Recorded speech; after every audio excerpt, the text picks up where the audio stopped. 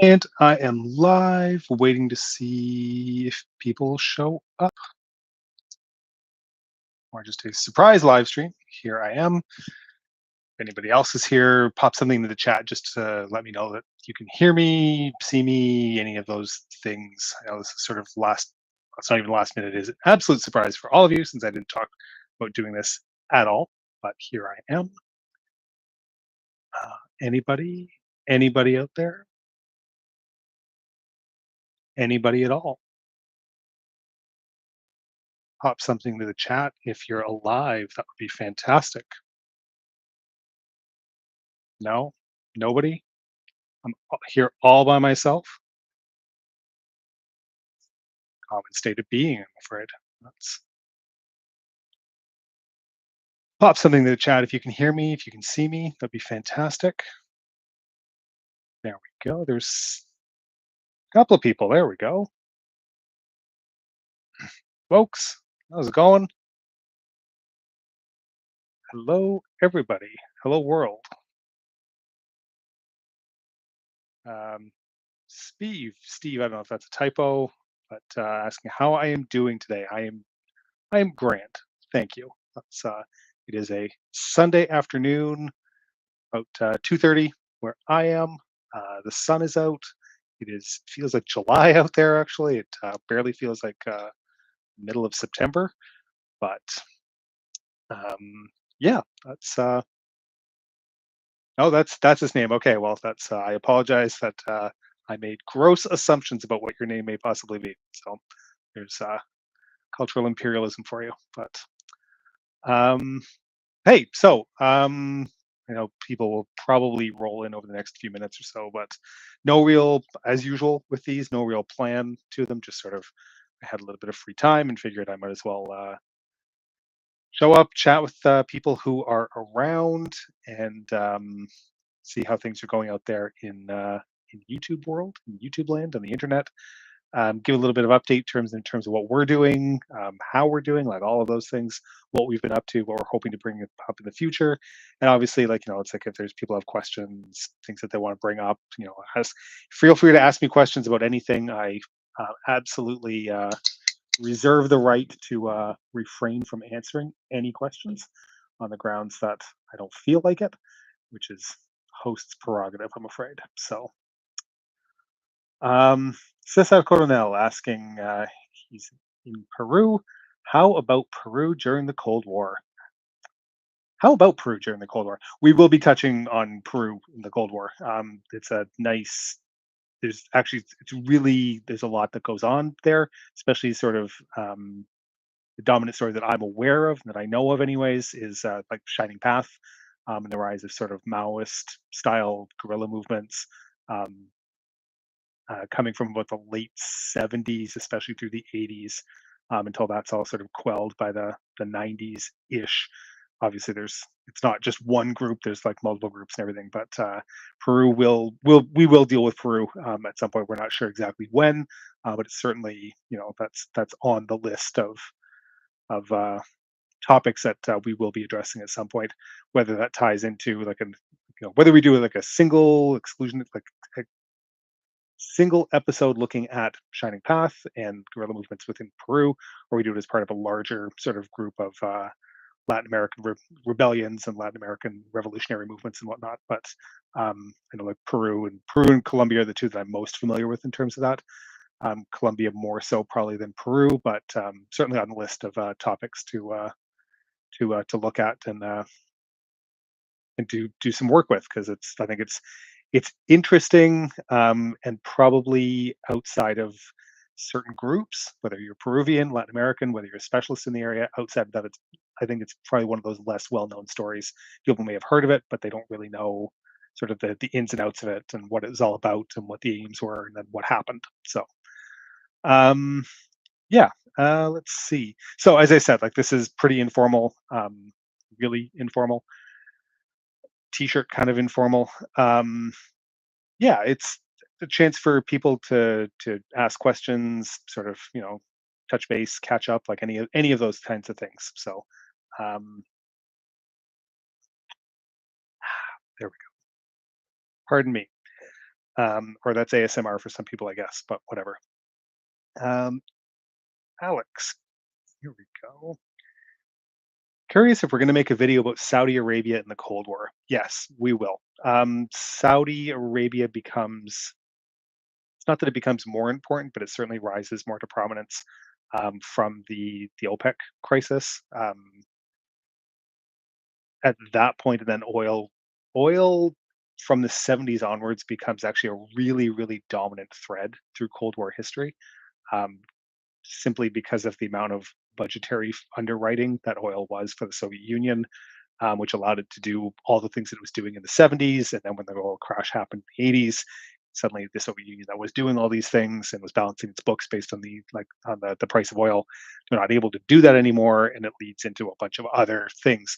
Um, Oil's actually become a really, I shouldn't say it's just recently become, it's always been like an ongoing thing within academic circles in terms of like studying and analyzing the effects of oil pricing in terms of global events. From a Cold War perspective, there's been a number of recent studies in the last 3 or 4 years, academic publications, and including a couple of monographs talking about the impact and the role of oil pricing in the within the Soviet economy. And it's a really strong reappraisal of it using archival documents from the Soviet Union before access was cut off to most of those archives from 1920. From 2022 after the Ukraine invasion. Um, but lots of that is going to become quite a prominent thing, and Saudi obviously plays a really key and prominent role within that. So we are going to be getting to Saudi. It's likely going to be mostly in the context um, of oil, which shouldn't come as a big shock when we're talking about like Saudi, like in during the Cold War period. We would also be probably needing to look at Saudi as a religious state, especially when it comes to um, Afghanistan in terms of funding for mujahideen groups and whatnot. And that leads into the whole Osama bin Laden, et cetera, et cetera. It's not that he's the only one, obviously, but that becomes a really big and prominent thing with Wahhabism and whatnot. So yeah, so I mean, certainly it's a topic that's on the radar and will be looked at. I'm not going to dare give you a timeline on that because anytime I've given a timeline, we miss that by months and years. So I think I promised everybody like a Cuban Missile Crisis episode about 2 years ago, and that one is still in the works. So um, it is, I promise. um, so let's keep moving on here. That's Shining Path Tupac Amaru Cosmo. Yeah, that's got wrecked. Yes, they did get wrecked, as a lot of these guerrilla movements often do. Or if they don't get wrecked, they get co-opted. That's a very common thread. Um, what topics are we currently working on? I don't want to give away too much, but we've got a couple of what I think are really interesting ones. Not that we really like, I don't think that we pick any boring topics. Some based on viewership are far more interesting and far more popular than others, obviously, but we do try to sort of pick a fairly broad range of things.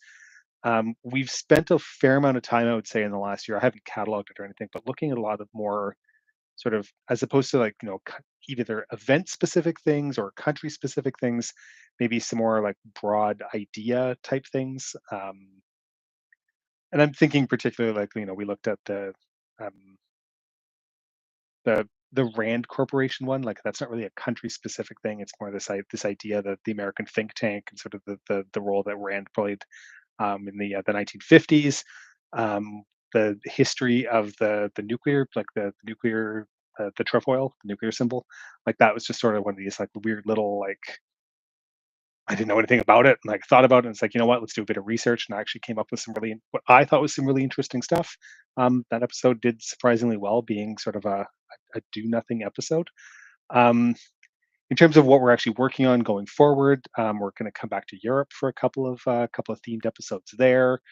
We're doing one on a sort of a like a longer history of an African country in the through the basically the 20th, almost like 20th century in this one particular African country. That's going to be coming really soon.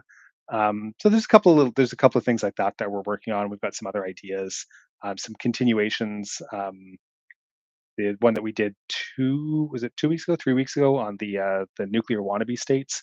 So basically looking at Sweden, Brazil, and Argentina, doing a follow on to that with a couple of other countries, the wannabe countries that maybe have a little more juice and a little more concrete. Yeah, they probably did have nuclear weapons, but nothing was ever actually formalized or anything like that. So, yeah, we're going to be taking a couple look at that, which I mean shouldn't come as any surprise to anybody who sort of the hints that we dropped through the episode. So, um, yeah, so that's sort of the topics that we are currently working on.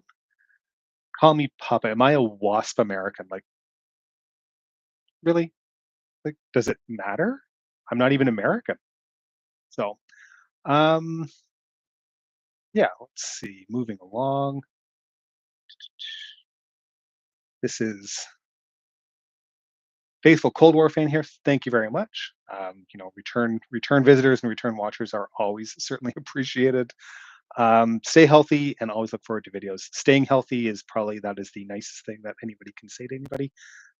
It's kind of a weird world out there sometimes. Lots of different things floating around, all kinds of different things. And not just now, 6 years ago, same thing. Lots of interesting things out there. Stay healthy, guys. Look after yourselves. Look after each other. Help each other out. So that's important. It really is important. That's let's see. Uh, uh, Curious if we've ever done a video about Ukraine and Belarus at their time as SSR republics. You know what? To be honest, we haven't done one specifically on Belarus. We have done one on Ukraine, especially the post-war Ukraine and the economic rise of the republic, transformation leading up to through its time as an SSR, and then even post-independence. We did an episode on that right up until the Maidan, Euromaidan revolution in 2013. I guess that would have been 2013, 2014. So yeah, we actually have done that video. I'm quite pleased, and I think we were all quite proud of that video. It was an honest look at the revolution, at like basically at the republic, and it's like it's post-Soviet um, progress, regress. I mean, depends on how you want to look at it. But we have done fair amount of work on Ukraine. We did a specific episode on the transfer of Crimea from the Russian SFSR to the Ukraine SSR, and all these things all sort of tie into looking at Ukrainian history. So, um, yeah, that's. Let's see. Okay, this is always an interesting one. So Wall 0009, me and my friend had a discussion. Could the Allies have beaten Nazis if Russia didn't make a peace pact with them? 42, blah, blah, blah. With that question, you can read the question right there. It's posted. Um, it's irrelevant. You can have that debate. You can have that discussion. That's not what happened. I know lots of people and anybody who's tuned in on to these live streams has heard me say this. I don't like counterfactual history. Counterfactual history is a really the use that I find from counterfactual history is isolating a series of factors at one single moment in time, but then extrapolating what that's going to look like a day later. You can probably make some educated guesses. A week later, a month later, a year later, who knows? Fate and chance are such cruel mistresses that I see absolutely no value in that type of counterfactual analysis beyond looking at this, like, multiple set of factors within a very short window of time, immediately after like the event or the moment that you're sort of like picking as the branching from the time space continuum, if you want to go all Star Trek. But um, it's not to say that it's not worthy of having discussion to be able to do that analysis for that moment, but I don't find that counterfactual history is good for long term what ifs, simply because you have no idea what the role of chance and the role of fate is going to play in any of those things. And oftentimes it really does end up turning into wish fulfillment, which I mean, that's great. I mean, write a book like Man in the High Castle is a fantastic, it's like fictionalized look at like a what if. That's great, but it's fiction. So that's my own 2 cents. So um, let's see. For anybody, again, for questions that you're posting in the chat, I'm trying to look at as many of them. Some of them I'm not going to respond to. Some of them I will skip by. Some of them I will try to come back to. If you feel that it's really relevant, I mean, you can post it again. Don't spam the chat though. If I'm skipping past it, I mean, maybe it's because I don't really want to address the question. Keep that in mind. Again, host's choice. So let's see. South Asian history.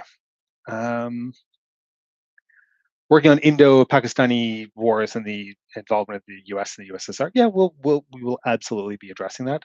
We did an episode. Obviously, we've done a few episodes looking at sort of post independence, post partition South Asia, um, including I think the '61 border war. I guess yeah, '61. Somebody in the comments will correct me or confirm. Um, and we will be looking further at it. I mean, obviously, like the Bangladesh Independence War, we will certainly be looking at that because that's one of those moments where the world came awfully close to the possibility of nuclear exchange, but a lot of people actually don't know about that. The fact that it was a natural event, so like a weather crisis, climate crisis event that actually triggered that whole series of events in the first place, like all of those things. It's quite interesting to take a look at, and then sort of the role of the U.S. And Nixon and Kissinger in terms of their reaction and lack of reaction in terms of genocide or attempted genocide in Bangladesh. So yeah, we will be looking at that again. I don't have a time frame or a timeline for that, but we absolutely will be looking at those topics because they are incredibly interesting and they are incredibly important in terms of the whole course of the Cold War. Um, let's see. When people talk about Vietnam, they tend to talk about just American involvement and rarely about um, France, Australia, New Zealand, South Korea. Vietnam's a really complicated beast, and there are channels out there that have done really good deep dives looking at Vietnam and the war and the course of the war from, I mean, whether it's from 1945 through the Viet Minh period against the French, and then like sort of the post 54 to the American involvement until finally the resolution of the war in 75, and then even beyond that with the Sino-Vietnamese War, Vietnam's occupation of Cambodia. Like there's all these different phases and stages in terms of Vietnamese history in the 20th century.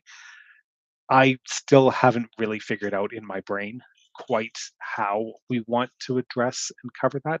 It is such a big topic. Doing it justice is really important. So we're not certainly looking to ignore it.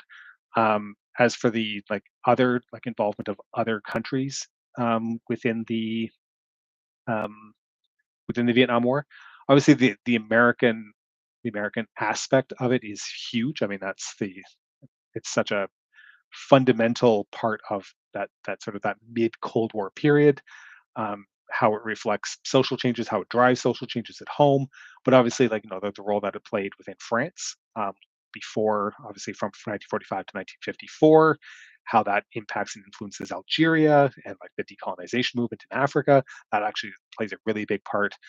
Um, as you mentioned, I mean, there's certainly the Australians and the New Zealanders were on the ground. The South Koreans had a really terrible reputation, actually. If you were Vietnamese, there was a really terrible reputation as being incredibly brutal soldiers, effective soldiers, but incredibly brutal in terms of their means, in terms of what they did. So yeah, I mean, we certainly want to take a look at that and sort of give a broad representation of what happened in Vietnam, but how to do that in a fashion that doesn't overwhelm the channel, because obviously like this is a Cold War channel, it's not a Vietnam War channel. Um, so just trying to work out, thinking that one through and working that out. My brain has been uh, occupied for the last couple of years with school and whatnot. So it's it is on the list as school is starting to wrap up, but hopefully I can formulate a strategy in the coming months to be able to actually start talking about that, because it is a really interesting and fascinating. To me, it's a fascinating topic, and hopefully, lots of you guys feel that it would be as well. So, and we'll watch it from not only one device but from multiple devices using different IP addresses, so that each logs is a separate view, because all of that counts. Um, let's see. Where was the Cold War the hottest? That is when. When was the Cold when and where? Because I mean, geography and time work in tandem.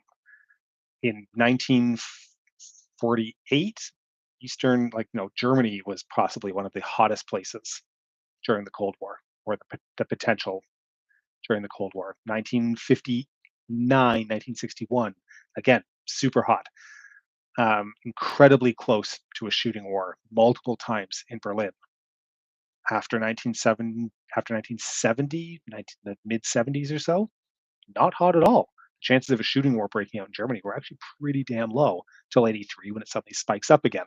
There's all these, that's a really, I don't want to say it's a loaded question, but it's a very specific question. But there's no I would never give a single answer to that, simply because time and geography plays such an important role and factor into that.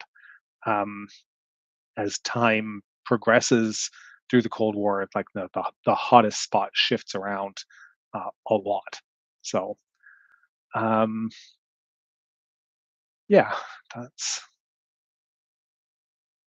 let's see. There's a global affairs summary asking a political science question. Do civil wars always happen because of elites, or sometimes grassroots level animosity plays a role?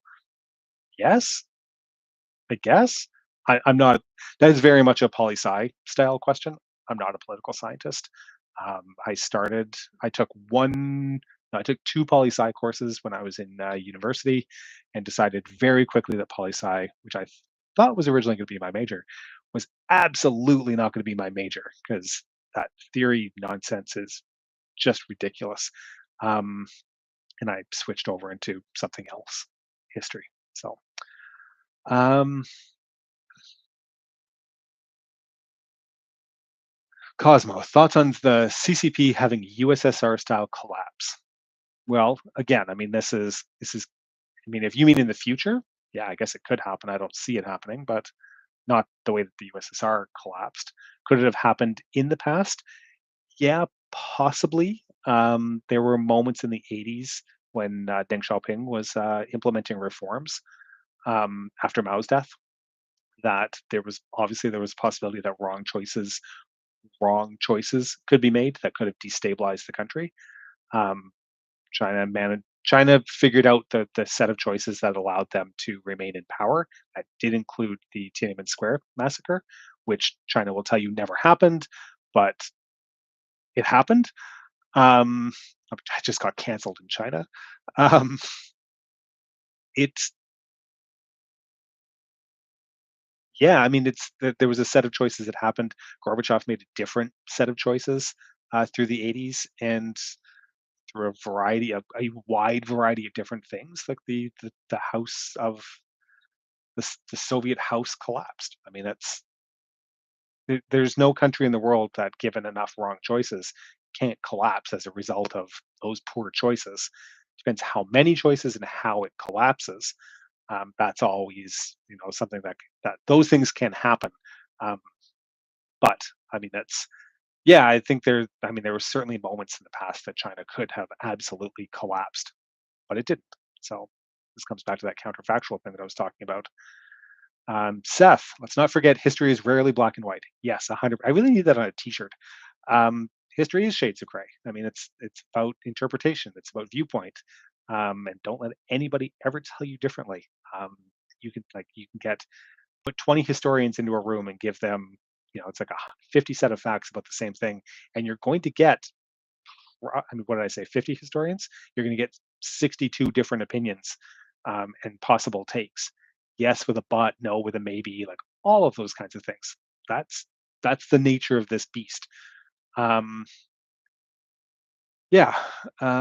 Remy Bien, what's my favorite Canadian and US cities? Kind of an oddball question. I mean, it's kind of refreshing, actually. It's not Cold War related. Um, my favorite Canadian city is Kingston, Ontario. Um, I really love Kingston. I lived there for quite a number of years. Um, it's cold in the winter. It's grossly hot in the summer, but it's this nice sort of size to it, and just I have very fond memories of living in Kingston. Kingston is probably always will be one of my favorite cities in Canada. St. John's is lovely. Halifax is lovely. Quebec City was a really great weekend away. I live in Toronto. Don't move here. It's terrible. Um, Victoria seemed nice. Um, yeah, like that's in terms of US cities, I really haven't done a lot of traveling in the US. I was in California last month for some archival work. Um, but I was like an in and out trip to LA and San Francisco, and I didn't see saw the inside of archives, which could have been anywhere. Nice archives, but yeah, I really haven't done a lot of traveling in the states to be able to sort of pick a favorite city per se.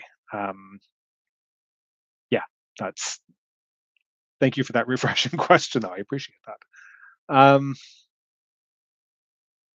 That's a suggestion that history should be shades of purple. Um, no, it's shades of gray. That's how I finish my episodes right now. Let's not try to change that. Again, I need that on a t-shirt. Um, let's do about Western Sahara during the Cold War. It actually sounds like a really fascinating topic to look into, just because I know nothing about it, except I think that's the Polisario movement. That might be the only thing that I know about it, and I might be getting that confused with something else. Um, I'm going to add that to the list. That's actually sounds like a really interesting topic to look into. So thank you for that. Um, let's see. Let's,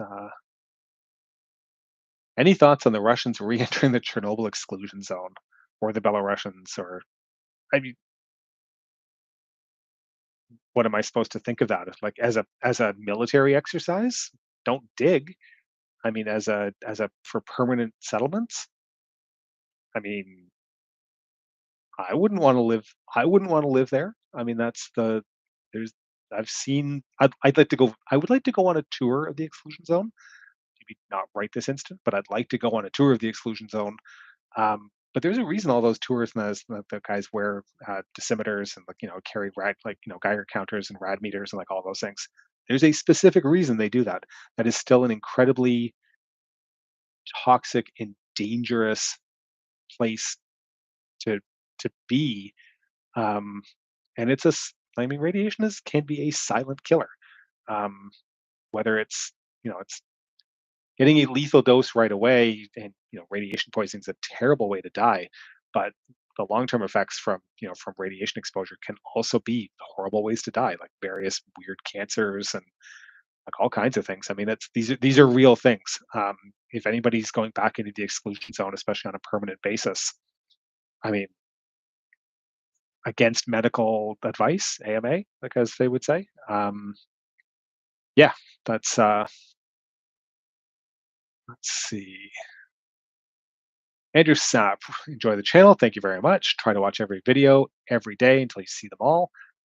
And then find another computer with a different IP address and watch them again. Like, just like let them play in the background for your pets or your relatives or people you hate, whatever. Um, please keep watching them and let's increase our views.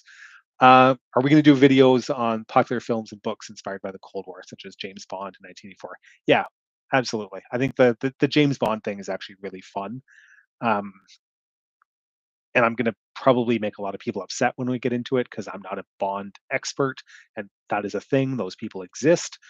Um, I'm not a an expert in terms of it's a I'm not an intelligence historian because that is a specific field of historical study is intelligence studies and intelligence history.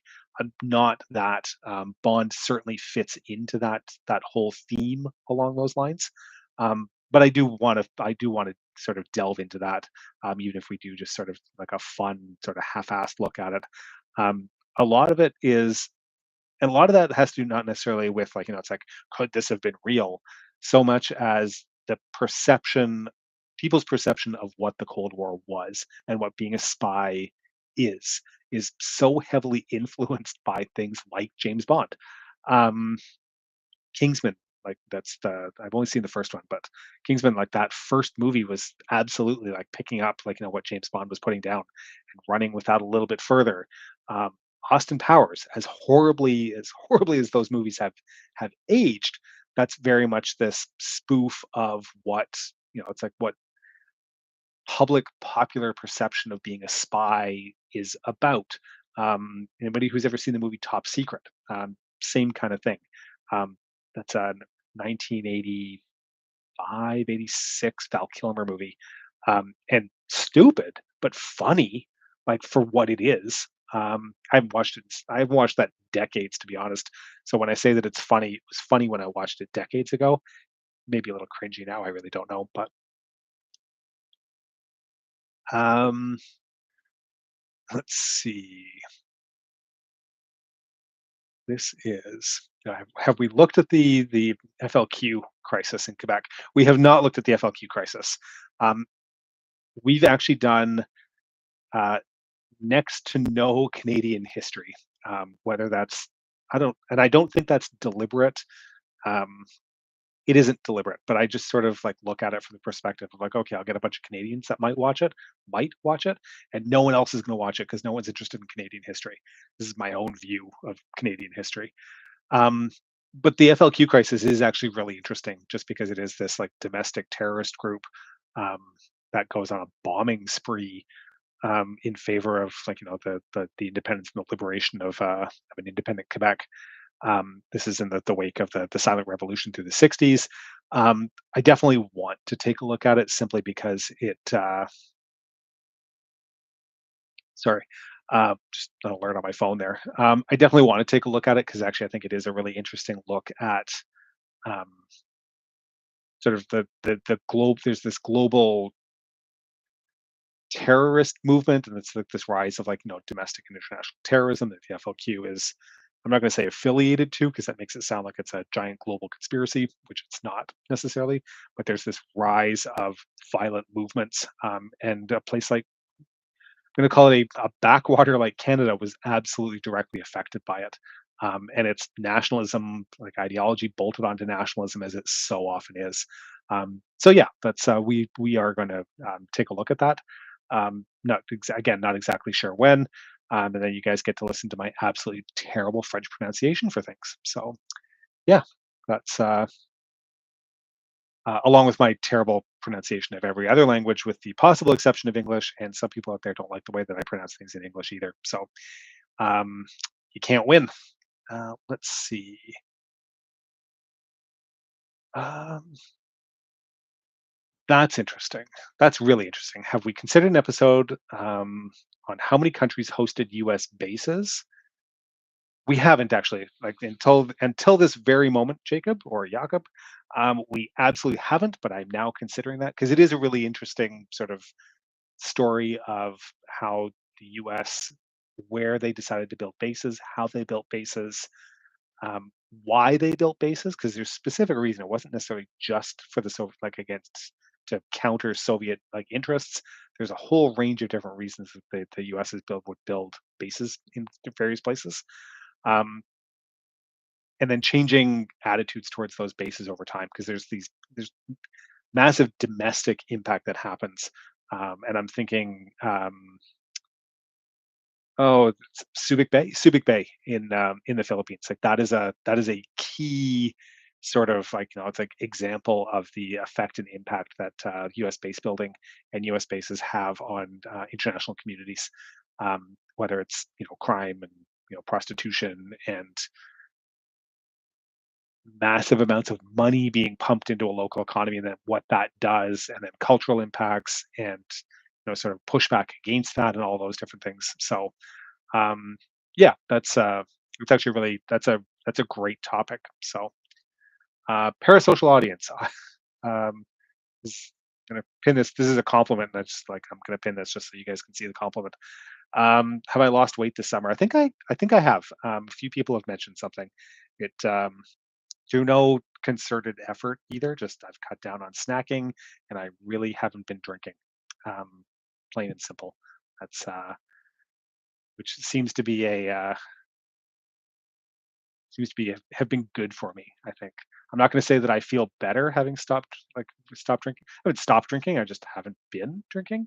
I am 47 years old, and having a couple of drinks makes me feel like shit the next day, um, which I've definitely that I feel better about. Um, but yeah, that's I think just like not having those types of extra calories and whatnot is certainly played an effect. So thank you very much for what I'm going to straight up take as a compliment. Thank you very much. Um, End of summer. This is a few weeks late. No, summer ends on the 21st of September. That's when we officially move into fall. So it is still summer, and it is also like 30 degrees outside right now with a humidex. So it absolutely feels like summer out there. So that's me being pedantic about the actual time that the summer season ends. Um, yeah, could I have done this at the end of August? I probably should have, but I've been stupid busy. So uh, yeah, that's people accusing me of being randy in the comments, which I assume as soon as I mentioned anything about Austin Powers, that's where that is coming from. That's we are not going to touch that. That's yeah. Lots of Austin Powers comments in there. Excellent. That's nice to know that that episode is going to do really well with a few people that are going to like just load up the comments with Austin Powers quotations, like accusing me of eating a baby or something. Um, what are my thoughts on South Ossetia, Transnistria, and Abkhazia? I I have thoughts. Um, are they structured? Are they organized? No, they're not. Will we be looking at them? Yeah, I definitely think we are. I think that's there are a couple of topics in there in our what I'm unofficially calling the our post Cold War series that we're looking at. The Tajik Civil War episode that we did certainly fits into that. And it got us when we did that one. That got us to thinking. It's like okay, there are other conflicts that we'd certainly like to be able to take a look at. South Ossetia, Transnistria, Abkhazia, Nagorno Karabakh, like all of those. How we deal with those as still ongoing disputes. Obviously, there's we have to be sensitive in terms of how we deal with that. We have to be sensitive in terms of how we deal with that. That should have had a period at the end of that. Tajik Civil War was relatively straightforward in terms of how we dealt with it because it is fixed. There's a historical record on it. It's fixed. It's finished. Like that is a settled conflict. There's probably still people out there that don't think it's settled, but like in reality, like that is a settled conflict. There's peace deals in place, and it's would I like to go to Tajikistan and go see it and sort of yeah, I'd love to. If there's anybody from the Tajik, tourist bureau out there that would like to bid for me to come and pay a visit to your wonderful country, I would be happy to go and visit and ask some tough questions. But I'd love to go. But it's a long way for me to go. So um, hit me up. Let's see. Great to see her. So I don't know if this is I don't know if this is a compliment or not. You really enjoy my Spanish pronunciations. Gracias. Um, this I don't know if I've ever mentioned this before. Spanish was actually my first language when I was a child, because I was living in South America at the time, and yeah, I spoke Spanish when I was quite a young child, and then we moved away from South America, and there was no one to speak Spanish with, and I promptly forgotten all of my Spanish. There's some sort of weird pronunciation that sort of remains there. Um, I weird people out every time I go to Mexico or Cuba or anything, or I meet, with Spanish friends or whatever, because some things I say really well, other things I don't say really well. Um, and after a couple of drinks, which I don't do that much anymore, everything's a circle. After a couple of drinks, I get all like really fluent, and then a few more drinks, and I don't get really fluent. But anyways, that's I'm going to take that as a straight up compliment. Thank you very much. Um, Spanish is one of those few things that occasionally I get the pronunciation right. So um, On the topic of US bases, make sure to read How to Hide an Empire. Oh yeah, that is a fantastic book. Um, it is that we are looking. So we did. More than several months ago, we did an episode that's basically addressing the question: Was the Soviet Union an empire? Um, the comments sections were flooded with, "Well, USA is an empire too," which has nothing to do with the question of was the Soviet Union an empire. But of course, that leads us to think like, well, okay, we really should do an episode and take a look at how the US, because the US, I mean, how the US fits into the definition of an empire, slightly different because it isn't necessarily, there is some territorial questions to it. A lot of that being left over from basically from a colonial mindset around the turn of the century, especially after the Spanish American War. Um, but then there's this cultural hegemony question, a cultural hegemony issue, and that's very much plays into that. But yes, that book, and I can't think of the author's name, but that book is an excellent example of that. Um, yeah. Um, Here we go. Has David, that's me, done a video on Kaliningrad? Yes, we did actually. It was probably 2.5 to 3 years ago. So at this point, feels like a lifetime. But yes, we did an episode looking at Kaliningrad and sort of how Königsberg, after occupation, was transferred to the Soviet Union, and how basically the population was denazified, de-Germanized. I don't know what the word would there, but then was Sovietized. Population transfers, like that whole process. So we have done an episode on Kaliningrad. If you do a search within the channel topics for Kaliningrad, that should come up. That's actually a really interesting story, and it's not one that I really knew too much about before we did the episode. But it's basically we take a look to see and explain why this exclave exists, this Russian exclave exists where it does, um, and will continue to exist because I don't see that there's any reasonable way without massive war crimes of switching its away from a Russian exclave to being anything else. So that's yes. So long answer short. Yes, we absolutely have done an episode on Kaliningrad. Please go watch it. I think it's quite interesting. That's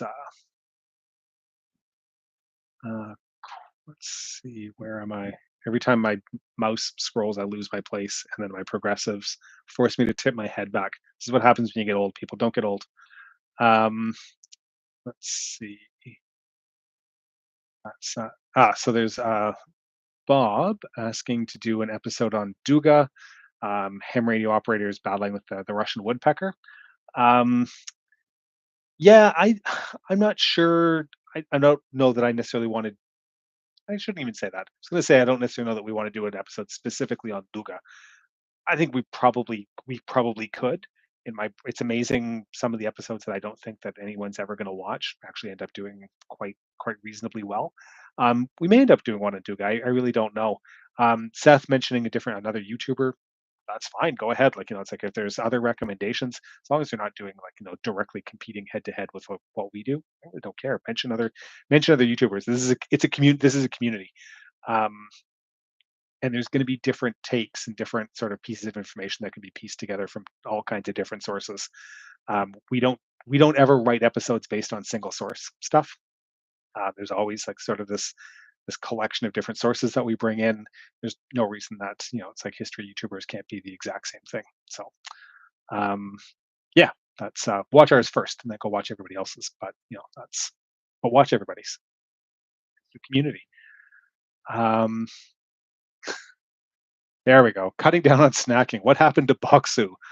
It's YouTube's been weird recently. Like the sponsorship stuff is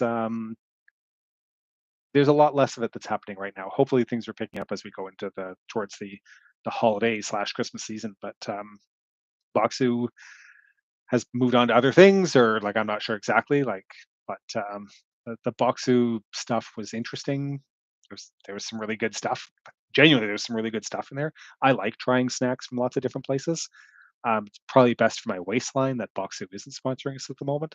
If they wanted to come back and give us money, I'm happy to take that, and I'm happy to eat their delicious Japanese snacks. But yeah, it's a good old Boxu. Thank you for reminding me of that. Uh, the best part of the Boxu stuff was that a lot of the a lot of a lot of the snacks were seaweed had seaweed stuff in them, and no one else in my family would eat them. Which meant that I got them all for myself, which again, not good for my waistline. So let's see. Ah, yes. When I mentioned the temperature here, some Jay had to process that I meant Celsius and not Fahrenheit. That's right, because Canada operates on the same temperature scale that the rest of the world lives in, not just the crazy messed up, Fahrenheit scale that the US insists on using. Come to the metric side, it's better. Even all your science community, including NASA, usually to great laughter from the rest of us and great disaster to your space program, everybody else uses metric too, including a lot of your science community. Anyways, now that I've done that little call out, moving along. That's let's see. Sorry, I'm just reading down through the questions here. Um,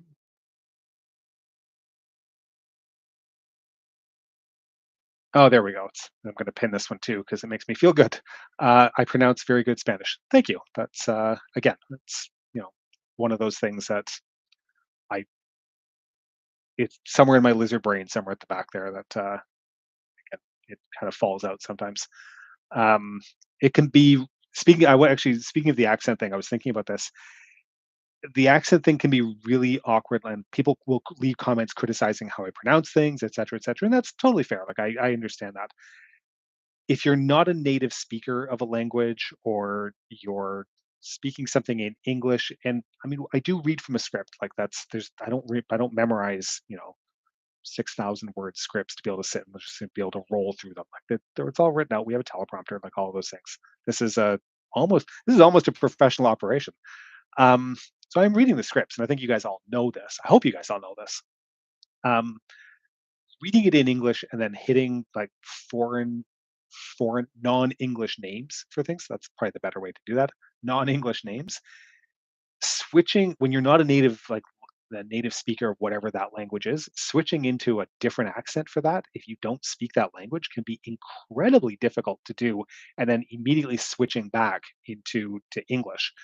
Um, and it really and or it's difficult for me anyways. Other people might be really, really good at it. It's something that's awkward for me.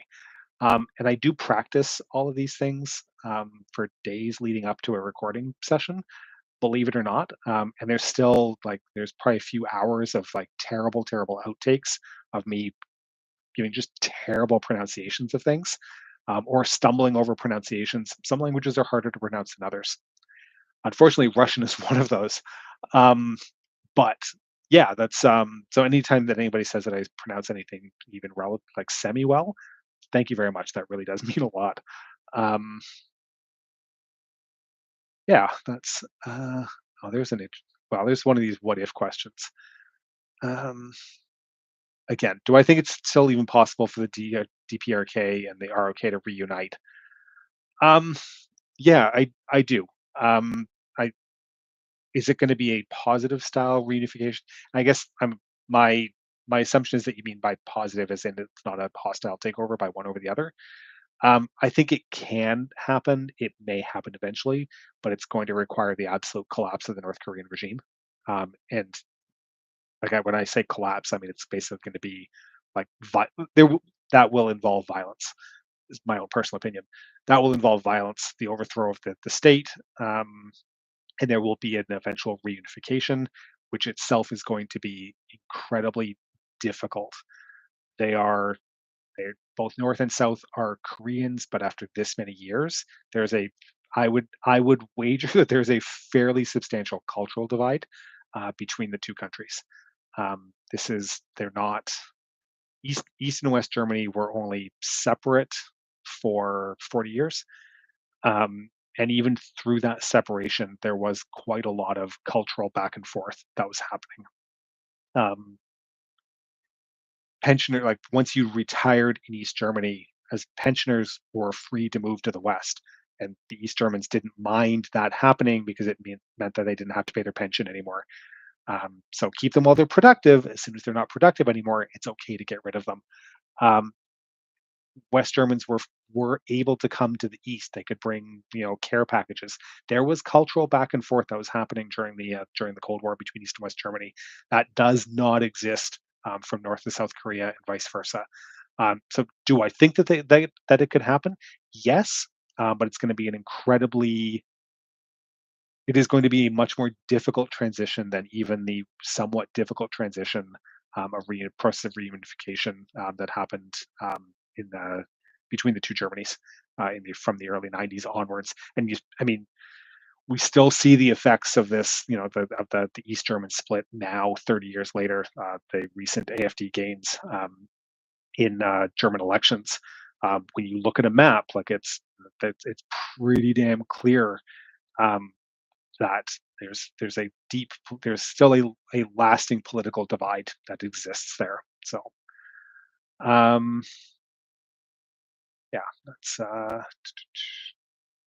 good question. That's a really interesting question. Um, that I mean, I could be completely wrong about the specificities of your question, but to do that as an example, as a lens to look at East West German reunification, it's actually a really interesting question. So thank you. Um, do more videos on Greece and Turkey during the Cold War. Yeah, we absolutely will. The Greece and Turkey thing is really quite fascinating in that it's two countries that politically absolutely hate each other. Um, Lots of tension there, but they're both within the same, like, anti-Soviet alliance with NATO. Just that specifically is quite a fascinating story. The Greek juntas and like the coups that happened in Greece, the the role of the Turkish deep state, the coups that happened in Turkey, the military dictatorships, like all of that. These are all really fertile um, grounds for Cold War episodes. Absolutely. Turkey's also has that um, unique isn't the right word, but it's given the length of border that it has. Turkey is relatively unique in that the length and the extent of territorial border that it had with the Soviet Union. Obviously, Norway, there's a physical border there, but Turkey basically butted up right against the Caucasus, which makes it a really interesting place from a NATO and a Cold War perspective. So yeah, we absolutely are going to be getting into that. Um, that's uh, Sorry, give me a second here. I'm just reading through a couple more questions here. Like, talk amongst yourselves. Um,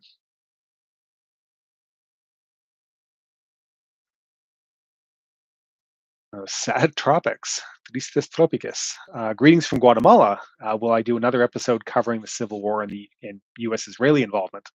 We will be returning to Central American and to Latin American topics. Absolutely. Central America becomes a really big hotspot from the '70s onwards. Um, Especially with like the Contras and during like the '80s, like the Reagan years in Central America.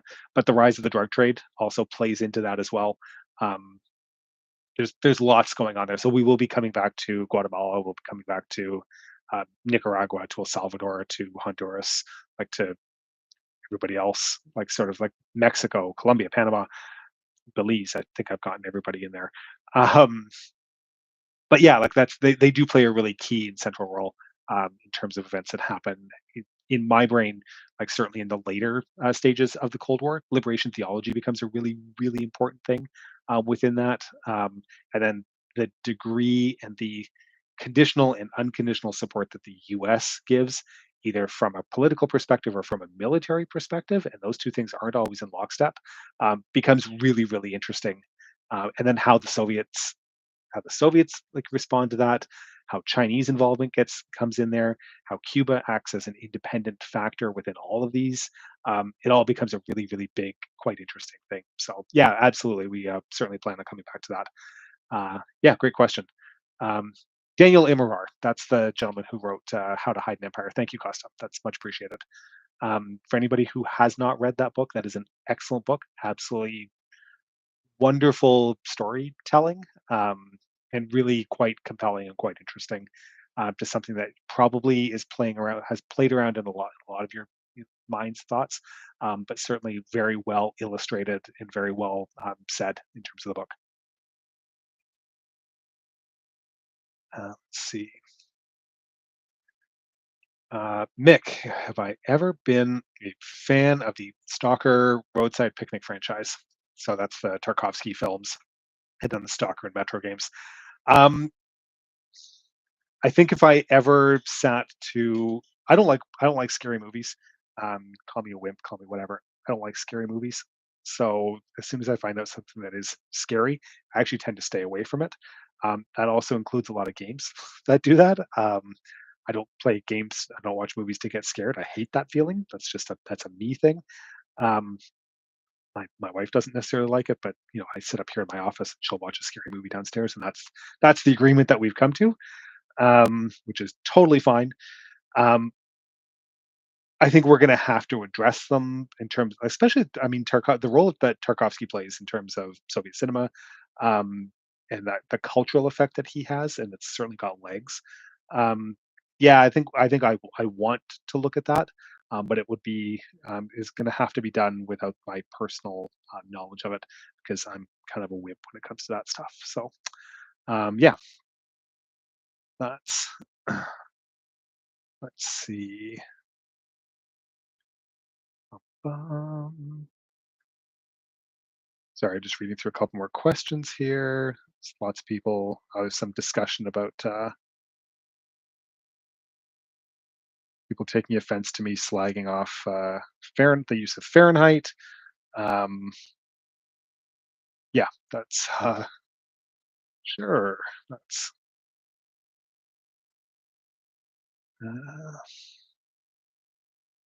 sorry. I'm still reading here. I'm not that I'm a slow reader, but sometimes you guys write lots of comments here, and I'm trying to remember.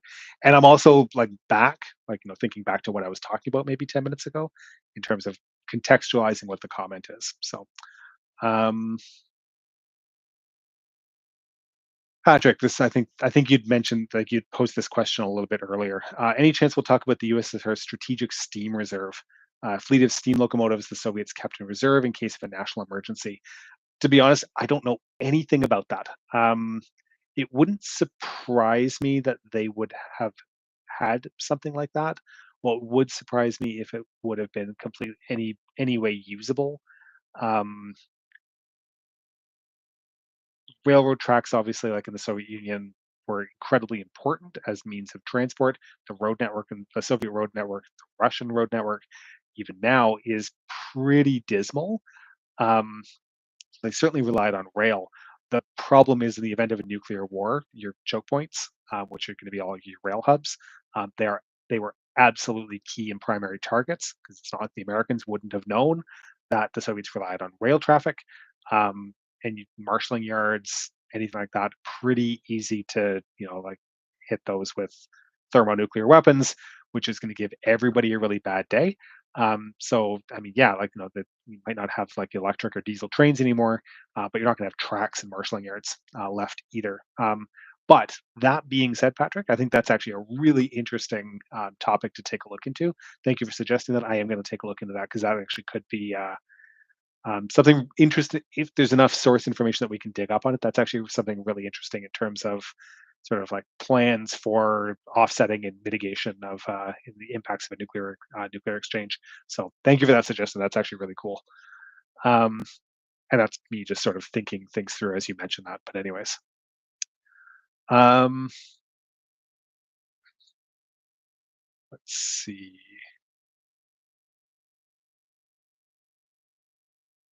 Grand Desir. That's a couple of questions about comments on videos. Um, okay, you know what? I will, as I said, I'm going to address some. I'm not going to address all the questions. Did I get a chance to read some of the comments on our Korean War MiG Alley video? People pointing out that there were a list of inaccuracies in my video. People list inaccuracies in every single one of our videos. That's we do the absolute best that we can in terms of our research. There was a book that I actually did the research and writing, like all of that one for MIG-ALI. Um, I used there was one primary source that I relied on with a bunch of other backup documents that I used.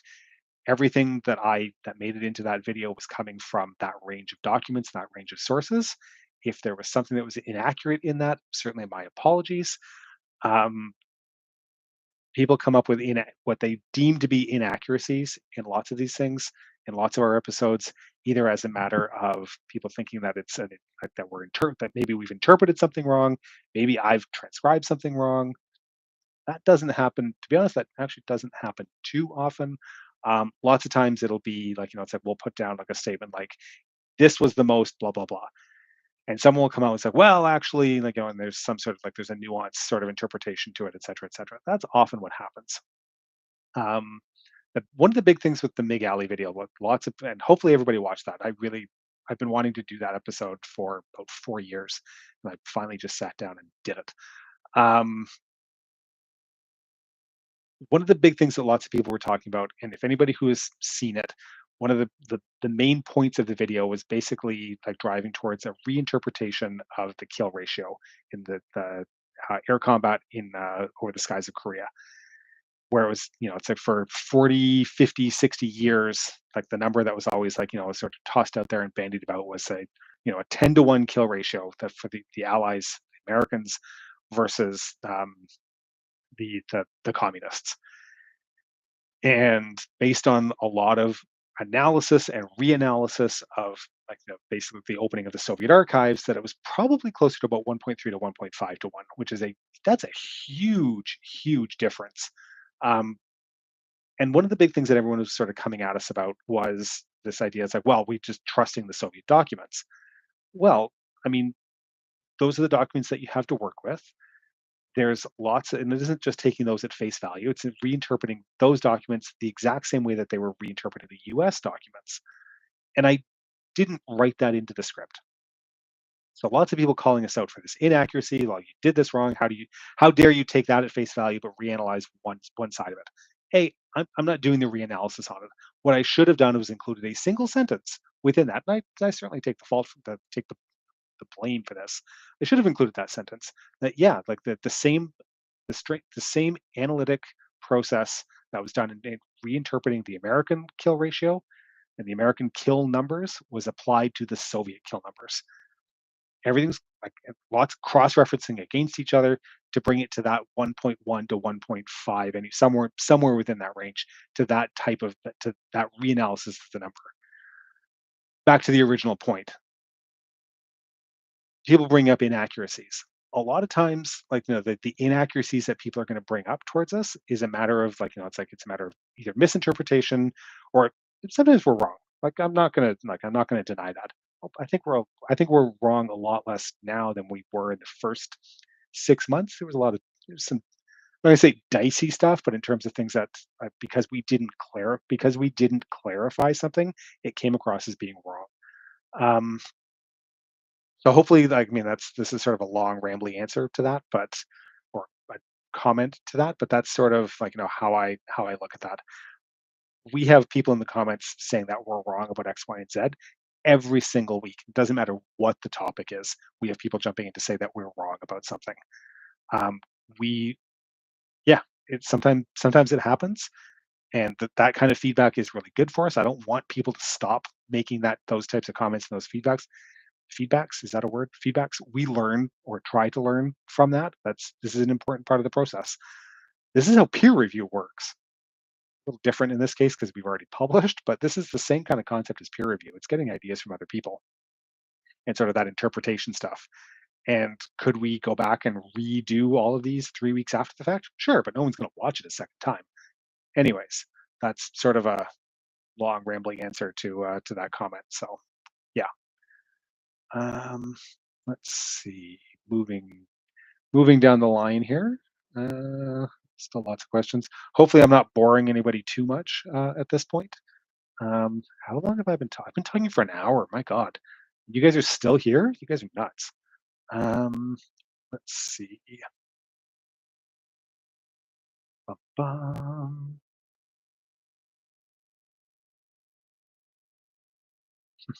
What do I think happens with Crimea after the end of the war in Ukraine? Is straightforward reintegration even possible?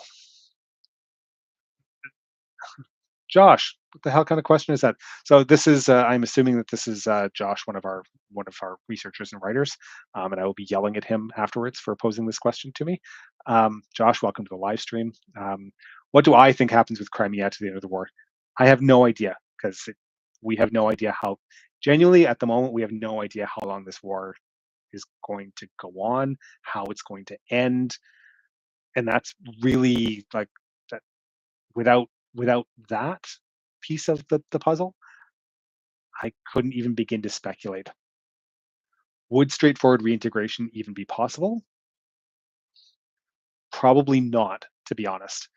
Um, there's the ethnic Russian populations have been steadily increasing through relocations and transplants of Russians coming from Russia, Russia proper, to occupied Crimea. The ethnic makeup in Crimea is certainly not the same as it was a decade ago, um, which would make it an incredibly difficult reintegration process if Ukraine was to be straight up returned back to Ukrainian control. I don't, and it's not necessarily that they're ethnic Russians, because that has actually never been an issue in Ukraine. They are ethnic Russians that are likely far more loyal to Moscow than they would be to Kiev, and that's a that's a key thing to keep in mind with any kind of peace settlement that's going to be driven in terms of how Crimea is going to be how dealt with. That is a very heavily Russified area now, with not a lot of with not a lot of necessarily loyalty back to Kiev rather than to Moscow. Speculation. There's a lot of moving parts that can will occur and happen there. So yeah, thanks for that, Josh. I'll send you a message about that afterwards, and you and I will have words. So much appreciated. Um, let's uh, Rick asking about the Ogaden War between Ethiopia and Somalia. All I will say to that is stay tuned. That's just stay tuned. Uh, yeah, let's see. Um, Here's a question: have I ever watched the CNN series Cold War that was produced in 1998? You know what? I haven't. And it's one of those series that every time somebody sort of posts a general question, like Reddit or something like that, where it's like you know, Facebook, any kind of like YouTube, any kind of internet forum, looking for recommendations on how to learn about the Cold War. That CNN series gets trotted out all the time, and I've never watched it, and I probably should, and I think I should probably do it where I actually sit down with a notebook and a pen and take notes on it and sort of give my own play by play. I was thinking of actually doing that. There's that Netflix series. I can't think of the name of it. It was like in the last 6 months or so, The Bomb or the Making of the Bomb, something along those lines. I was actually thinking of doing that as sort of almost like a reaction, like a set of reaction videos to those episodes. But again, time is my time management skills are kind of crappy to begin with, much to my wife's dismay.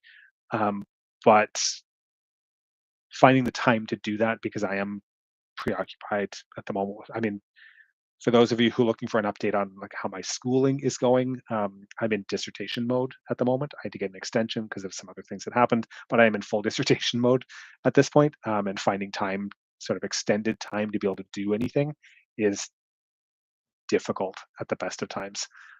But I'm thinking I would like to be able to do something like that.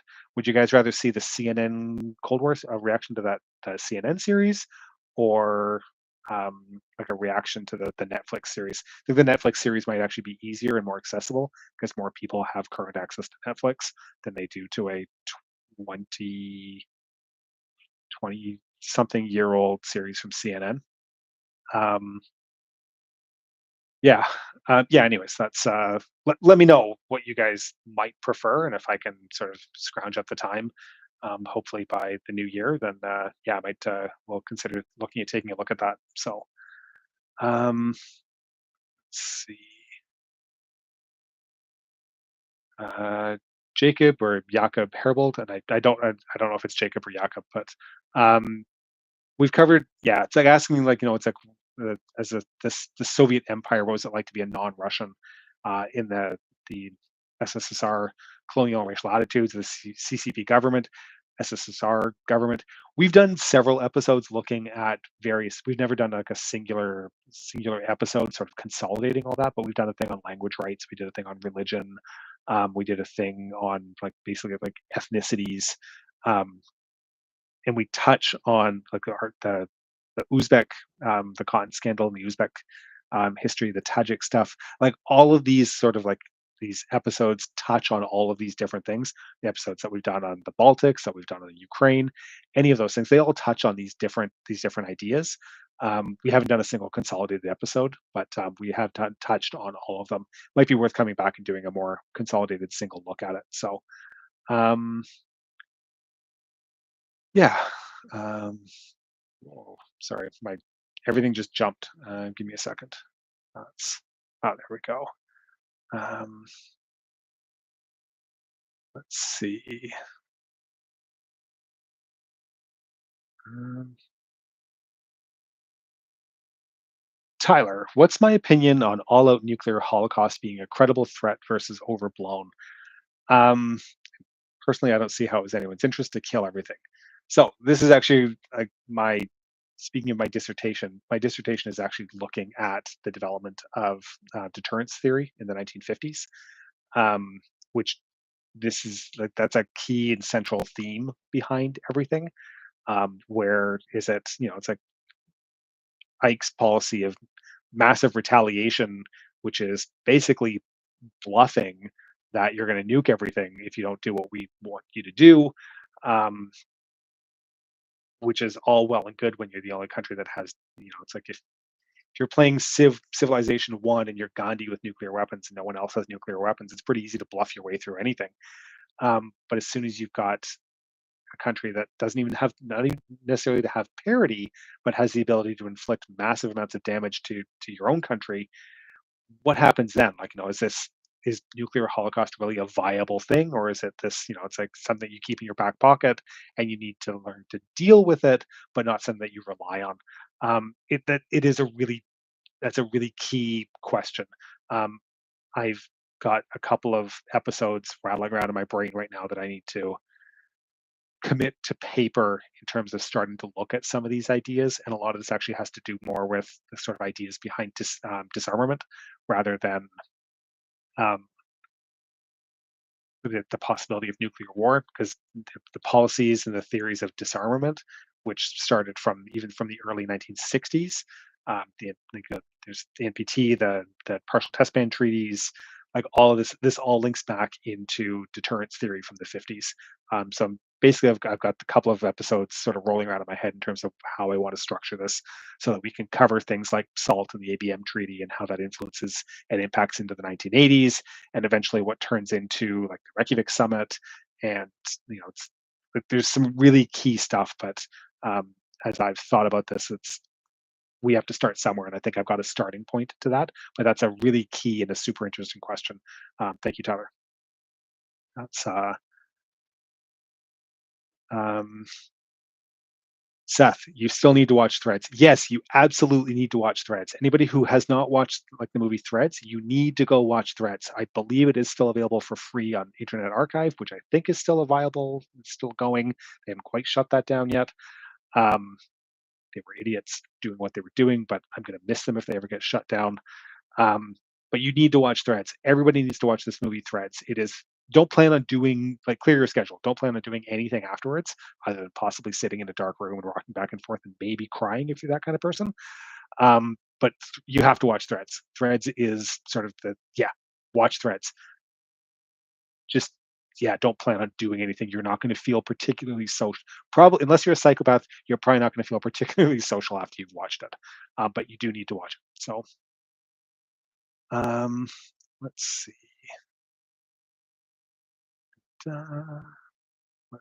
Sorry, I'm just going through reading through a couple of questions. People commenting that this stream isn't boring at all. Thank you. I always, well, part of me worries about that, and then the other part of me is like, whatever. Like, if you're bored, like, you're gonna log off and go do something else with your time. So, um, yeah. Uh, let's see. Uh, oh, this is somebody plugging. Please consider becoming this isn't even me writing this, I promise. Please consider becoming a channel member. Yeah, this will be the fundraising part of the live stream. Consider becoming a channel member. Like, no, it's we this isn't a full-time job for any of us. We all have full-time jobs that we do. This is something that we do because I mean, I can speak for myself. I'm maybe not for everybody. This is something that we do because we love doing it. Um, I like bringing this kind of sharing knowledge and sharing information in hopefully a mildly entertaining and fun kind of method. Um, but we can't do it without some sort of donations are always appreciated. Um, some of the stuff that we do is can be expensive, like equipment can be expensive, like upgrading cameras, getting better sound equipment, computers for rendering when we got map stuff, like all of those things. Donations are hugely and greatly appreciated. Views are even more appreciated. Share with family, share with friends. Thank you very much for your support, all of you guys. It really does mean a lot. Financial contributions always appreciated. I know it's tough out there. Every time I go grocery shopping, it's sort of buying less for a lot more money. It's tough out there, but anybody who is able to make any contributions, it really is massively appreciated. So thank you. Um, let's see. Yes, somebody commenting on my T-shirt. A T-shirt should have a disc on it. Well, it says never forget, and it does. It's just it happens. Oh, what? There we go. It's a 5 1/4 disc. That's all, as opposed to a 3.5. So that's because I'm old enough to remember using these before using 3.5 discs. I'm old, guys. Let's see. Um, okay, people voting yes to a reaction video stream type thing. Yeah, that's oh, here we go. This is what was my favorite 80s toy franchise? Star Wars. That isn't even a question. There's no debates. I played with other things. I mean, there was some GI Joes in there. There was Mask for anybody who's a real 80s purist. I was never really a Thundercats kid, but it's Star Wars.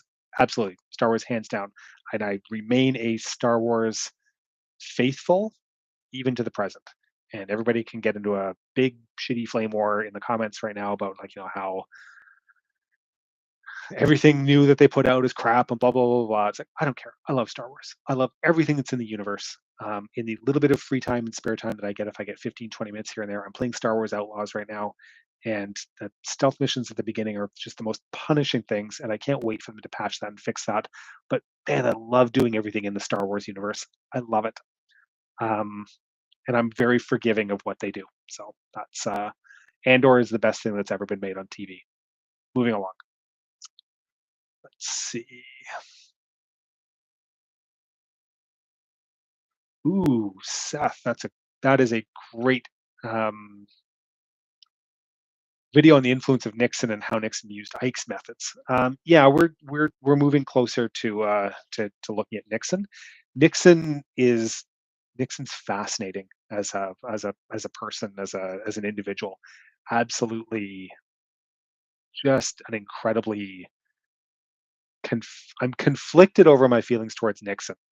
Um, for a long time, Nixon was sort of like this, like, oh, he was like the most, he was evil, he was this terrible person, blah, blah.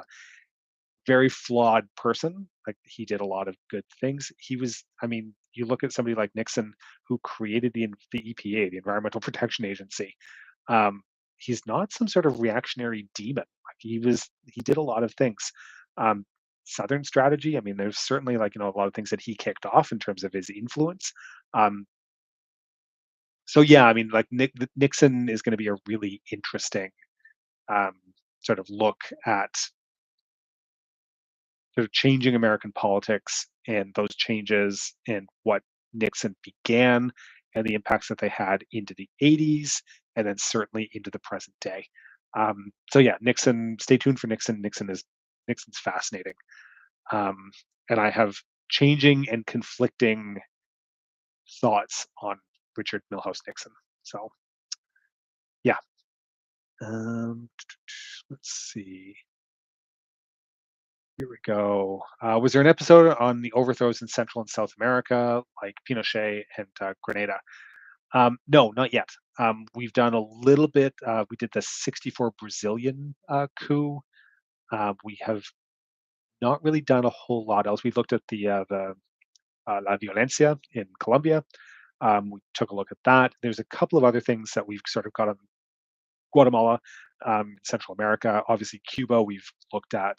Um, we looked at the revolution relatively extensively, and I'd like to actually come back to Cuba to sort of take a look at that post-revolution and then into the '70s period in Cuba.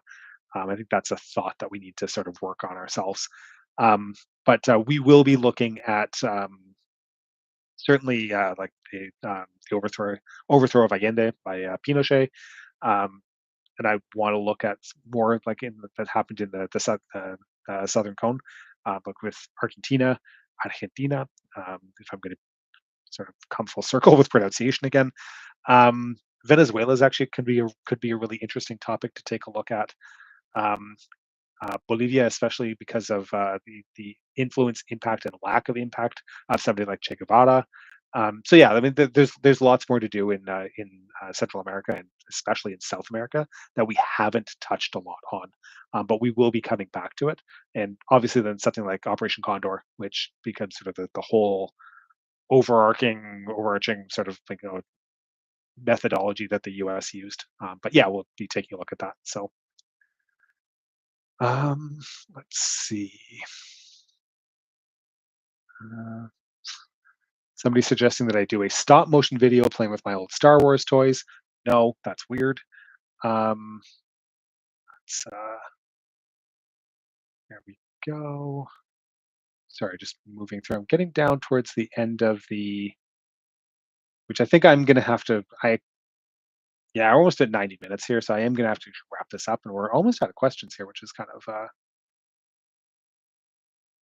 don't want to say surprising, but no, this is possibly the first like stream. It's been a kind of a smaller audience today. I really should announce these in advance, but um, yeah, that's hopefully you guys have enjoyed this. I've gotten certainly some interesting things, and I can see that Josh has messaged me in advance of me messaging him, so that should be an interesting conversation afterwards. Um, but yeah, that's I've enjoyed this. I think this has been really fun, and I certainly apologize that I haven't done more of these or done an update recently. Some days, I mean, for the first couple of years, we were very regular every Saturday. Every weekend, we'd have an episode. We've been a little bit more irregular this year for a variety of reasons, personal commitments, other things going on. As I said, we all have full time jobs and families and like everything. Sort of life happens. So things have been a bit more irregular, but certainly we all appreciate that you guys keep tuning in, episode after episode, and you guys join in for streams like this, which is fantastic. Really appreciate it. For anyone who is giving financial support, thank you so much. For anybody who isn't, please consider it. If you're able to, it'll be greatly appreciated. Josh is certainly not fired. Josh is a great guy. He's just sandbagging me with questions that are difficult to answer. So um, yeah, that's right. Uh, yes, Navy vet recommending that I do weird things anyway because it is the internet after all. Um, yeah, but weird for the sake of weird. Is that Do I strike you like that? I hope not. Possibly. Um, on that note, everybody, thank you very much for tuning in. Very much appreciated. And we'll see you guys next time. Thanks so much.